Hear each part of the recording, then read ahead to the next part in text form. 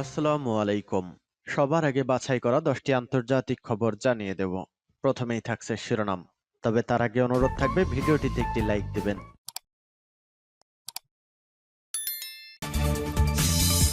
জানিয়ে দেব সর্বশেষ আপডেট আন্তর্জাতিক সংবাদ। শুরুতেই শিরোনাম। ইউক্রেনের ৯টি ড্রোন নিষ্ক্রিয় করেছে রাশিয়া।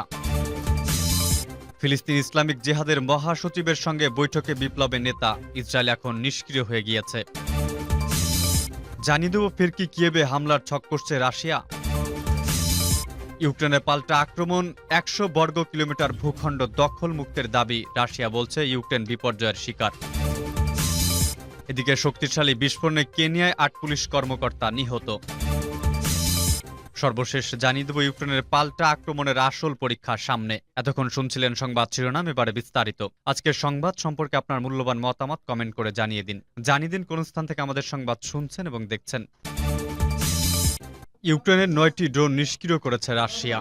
রাশিয়ার অধিকৃত ইউক্রেনের শহর ক্রিমিয়ায় মধ্যরাতে আঘাত হানা ইউক্রেনের ৯টি ড্রোনকে ভূপাতিত করেছে রাশিয়া। তবে এর মধ্যে একটি ড্রোন ডোকুয়াচেভো গ্রামে বিস্ফোরিত হয়েছে। এতে বেশ কয়েকটি ঘরবাড়ির জানালা ভেঙে গেছে। সংবাদ মাধ্যম এনডিটিভির তথ্য অনুযায়ী আজ বৃহস্পতিবার ক্রিমিয়ায় প্রধান সের্গেই আকসিনভ একথা নিশ্চিত করেছেন। তিনি জানান, আজ মধ্যরাতে চালানো ইউক্রেনের ড্রোন হামলার ফলে কোনো হতাহতের ঘটনা ঘটেনি। ক্রিমিয়ার প্রধান জানান, আজ রাতে এবং সকালে ক্রিমিয়ার ভূখণ্ডে ৯টি ড্রোন দেখা গেছে। এর মধ্যে ৬টি বিমান প্রতিরক্ষা ব্যবস্থা দ্বারা ভূপাতিত করা হয়। এছাড়াও ইলেকট্রনিক ওয়ারফেয়ারের মাধ্যমে ৩টি ড্রোন জ্যাম করে অবতরণে বাধ্য করা হয়। তিনি বলেন, ড্রোন ডোকুচায়েভো গ্রামে বিস্ফোরিত হয়েছে। এতে বেশ কয়েকটি বাড়ির দরজা ক্ষতিগ্রস্ত হয়েছে। তবে কেউ আহত হননি।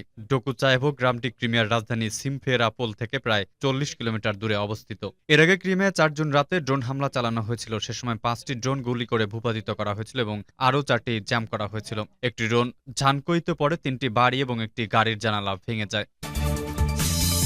ফিলিস্তিনি ইসলামিক জিহাদের মহাসচিবের সঙ্গে বৈঠকে বিপ্লবের নেতা। ইসরায়েল এখন নিষ্ক্রিয় হয়ে গেছে। ইসলামী প্রজাতন্ত্র ইরানের সর্বোচ্চ নেতা আয়াতুল্লাহিল উজমা খামেনীয় ইহুদিবাদী ইসরায়েলের বিরুদ্ধে সাম্প্রতিক সংক্ষিপ্ত যুদ্ধে ইসলামী জিহাদি আন্দোলনের বিজয়ের ভূয়সী প্রশংসা করেছেন। তিনি বলেছেন, দখলদার ইসরায়েল সরকারকে নতজানু করতে হলে ফিলিস্তিনি প্রতিরোধ আন্দোলনগুলোকে শক্তিশালী করার কোনো বিকল্প নেই। ইসলামী জিহাদ আন্দোলনের মহাসচিব জিয়াদ আন নাখালের নেতৃত্বাধীন ফিলিস্তিনের একটি প্রতিনিধি দল বুধবার তেহরানের সর্বোচ্চ নেতার সঙ্গে সাক্ষাৎ করতে গেলে তিনি এ মন্তব্য করেন। ইহুদিবাদী ইসরায়েল গত ৯ মে অবরুদ্ধ গাজা উপত্যকার উপর ব্যাপকভাবে বোমা হামলা শুরু করে। এর জবাবে ইসলামী জিহাদ আন্দোলন ইসরায়েল অভিমুখে ১,০০০-এর বেশি রকেট নিক্ষেপ করে। এক পর্যায়ে ১৩ মে মিশরের মধ্যস্থতায় ইসরায়েল ও ইসলামী জিহাদ আন্দোলনের মধ্যে যুদ্ধবিরতি প্রতিষ্ঠিত হয়। জিহাদ নেতাদের সঙ্গে বৈঠকে ইরানের সর্বোচ্চ নেতা বলেন, ৭০ বছর আগের তুলনায় বর্তমানে ইহুদিবাদী ইসরায়েলের অবস্থান অনেক বেশি শোচনীয়। সাম্প্রতিক সংঘর্ষে ইসলামী জিহাদ যে শক্তি দেখিয়েছে তাতে ইসরায়েলি নেতাদের এই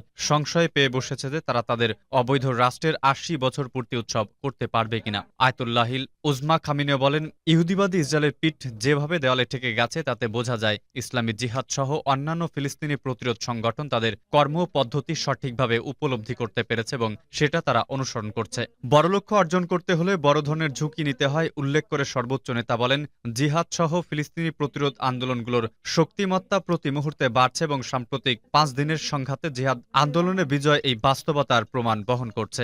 গাজা উপত্যকার পাশাপাশি জর্দান নদীর তীরে পশ্চিম তীরেও প্রতিরোধ সংগ্রাম শুরু করার জন্য ফিলিস্তিনি সংগঠনগুলোর প্রশংসা করেন ইরানের সর্বোচ্চ নেতা। তিনি ইসরায়েল বিরোধী সংগ্রামে নিজেদের মধ্যে ঐক্য ও সংহতি বজায় রাখার জন্য প্রতিরোধ সংগঠনগুলোর প্রতি আহ্বান জানিয়ে বলেন, তাদের প্রতি ইরানের আকুণ্ঠ সমর্থন ও সহযোগিতা অব্যাহত থাকবে। সাক্ষাতে ফিলিস্তিনি জনগণ ও প্রতিরোধ সংগঠনগুলোর প্রতি পৃষ্ঠপোষকতা দেওয়ার জন্য ইরানের প্রতি কৃতজ্ঞতা জানান জিয়াদ আন নাখল। তিনি আয়াতুল্লাহিল উজমা খামেনীয় সামনে ফিলিস্তিনের সর্বশেষ পরিস্থিতি তুলে ধরেন।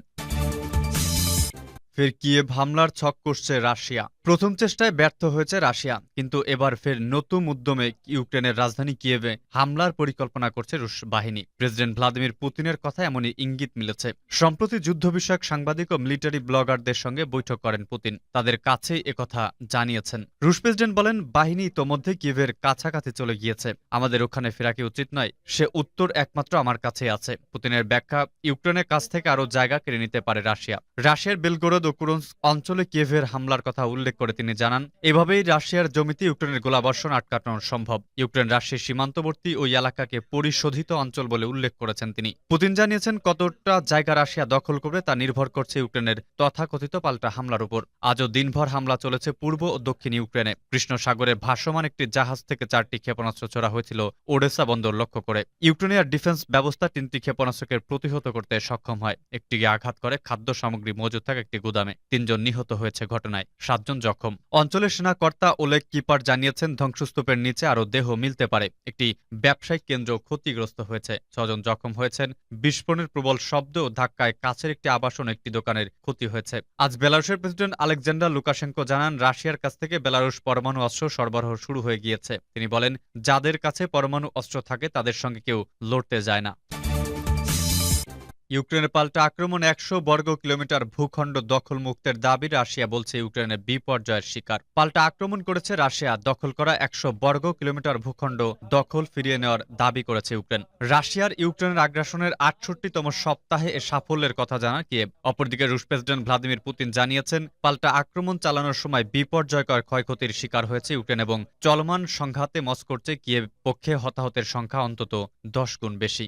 গতকাল বুধবার কাতার ভিত্তিক গণমাধ্যম আল জাজিরার এক প্রতিবেদনে সব তথ্য জানা গেছে। পুতিন আরো বলেন, এখন পর্যন্ত কিয়েভের পাল্টা হামলার সব উদ্যোগ ব্যর্থ হয়েছে, তবে এখনও কিয়েভের সেনাদের আক্রমণ চালানোর সক্ষমতা অটুট রয়েছে। ইউক্রেনের সামরিক বাহিনীর সাবেক প্রশিক্ষক কমান্ডার দিমেত্রিয়াস অ্যান্ড্রু গ্রাইমস জানিয়েছেন, পাল্টা আক্রমণ এখনও প্রাথমিক পর্যায়ে রয়েছে। তিনি আল জাজিরাকে বলেন, এখন ইউক্রেন রাশিয়াকে ছোট ছোট হামলার মাধ্যমে হেনস্থা করার কৌশল নিয়ে এগুচ্ছে। এতে তারা হালকা অস্ত্র, ক্ষেপণাস্ত্র, ড্রোন থেকে শুরু করে কামান পর্যন্ত সবকিছুই ব্যবহার করছে। অ্যান্ড্রু জানান, এ ধরনের হামলার উদ্দেশ্য হচ্ছে প্রতিপক্ষ বাহিনীকে এক জায়গায় কেন্দ্রীভূত ও শক্তিশালী হতে না দেওয়া।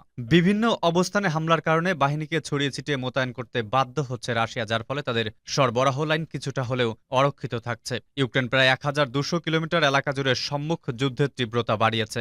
রাশিয়ার প্রতিরক্ষা মন্ত্রণালয় জানিয়েছে, তারা পূর্ব দনেস্ক অঞ্চলে 9 জন ইউক্রেনের স্থল বাহিনীর 4টি হামলা প্রতিহত করেছে। ইউক্রেনের সেনাবাহিনীর মুখপাত্র সের্গেই চেরেভাতি জানান, কিয়েভ বাহিনী বাখমুতের কাছাকাছি স্থানে 2 দিনে প্রায় 2.5 কিলোমিটার এগিয়েছে। রুশ বাহিনীও বিষয়টি স্বীকার করেছে।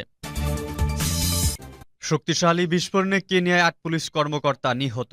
কেনিয়ার পূর্বাঞ্চলে বিস্ফোরণে 8 পুলিশ কর্মকর্তা নিহত হয়েছে। সোমালিয়ার সীমান্তবর্তী অঞ্চল গারিসা কাউন্টিতে এই ঘটনা ঘটেছে। কর্তৃপক্ষ জানিয়েছে, গেল মঙ্গলবার বিস্ফোরক দিয়ে ধ্বংস পুলিশের একটি গাড়ি করা হয়। শক্তিশালী বিস্ফোরণে ঘটনাস্থলেই প্রাণ হারান গাড়িতে থাকা পুলিশ সদস্যরা। এই ঘটনায় জঙ্গি গোষ্ঠী আল শাবাবকে সন্দেহ করা হচ্ছে। মর্মান্তিক দুর্ঘটনার নিরাপত্তা বাহিনীর পক্ষ থেকে নিহতদের পরিবারের প্রতি সমবেদনা জানানো হয়েছে। অঞ্চলটিতে 15 বছর ধরে সোমালিয়ার সরকারের বিরুদ্ধে বিদ্রোহ চালিয়ে আসছে আল কায়দার সাথে সম্পৃক্ত গোষ্ঠী আল শাবাব। অঞ্চলটিতে প্রায় এ ধরনের হামলা চালায় তারা। আফ্রিকান ইউনিয়নের শান্তিরক্ষীরা গোষ্ঠীটির সাথে লড়াই সোমালিয়ার কেন্দ্রীয় সরকারকে সহায়তা করছে। ইউক্রেনের পাল্টা আক্রমণের আসল পরীক্ষার সামনে। পাল্টা আক্রমণ শুরু করে 1 সপ্তাহে 7টি গ্রাম রাশিয়ার থেকে পুনরুদ্ধার করে ফেলেছে ইউক্রেন। রুশ বিরোধী পাল্টা হামলা কিছুটা এগিয়ে গেল, লড়াইয়ের আসল পরীক্ষা এখনও শুরু হয়নি কিয়েভের। কেননা রাশিয়ার মূল প্রতিরক্ষা অবস্থান পৌঁছাতে আরও কিছুটা পথ পাড়ি দিতে হবে কিয়েভের সেনাদের। বৃহস্পতিবার এক প্রতিবেদন রয়টার্স এ খবর জানিয়েছে। এতক্ষণ শুনলেন আপডেট আন্তর্জাতিক সংবাদ। এর পরবর্তী সংবাদ শোনার জন্য আপনাদের আমন্ত্রণ রইল।